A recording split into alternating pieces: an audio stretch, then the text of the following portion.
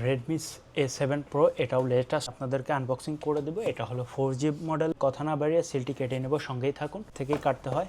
তাই এটার সঙ্গে কি কি থাকে সব কিছুই দেখাই দিই।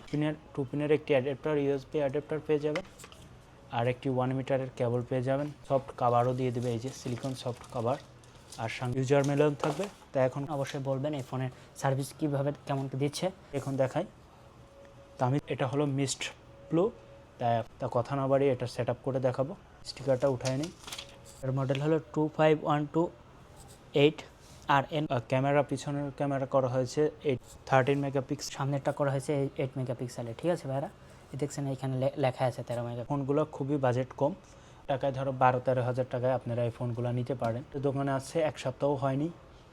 এই ফোনটার সাইজ হলো 6.9 ইঞ্চি সাইজ। এর দিকে সঙ্গেই থাকুন। পেন্ডিংয়ে আছে আর কি সিস্টেম। 3.5 জ্যাক ইউজ করা হয়েছে। হেড পোর্ট, চার্জিং পোর্টটা সি পোর্ট করা হয়েছে।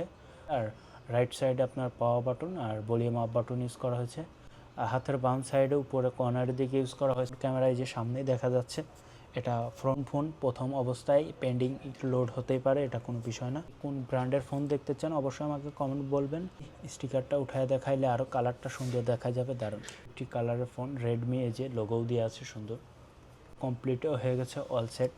তা কিছু অলরেডি ডাউনলোড করা থাকে, কিছু ডাউনলোড করা লাগে না, অটোয়ে তারা সিস্টেমে ভরে দেয়। যে ফেসবুক, ইনস্টাগ্রাম সবই থাকে, ঠিক আছে, তারা সফটওয়্যারগুলো ভরে দেয়। ক্যামেরা দেখেন, এটার ক্যামেরাগুলো অনেক সুন্দর আছে। হ্যাঁ, এটা পিছনের ক্যামেরা দেখছেন। থাকবেন, পরবর্তী ভিডিও দেখাবো।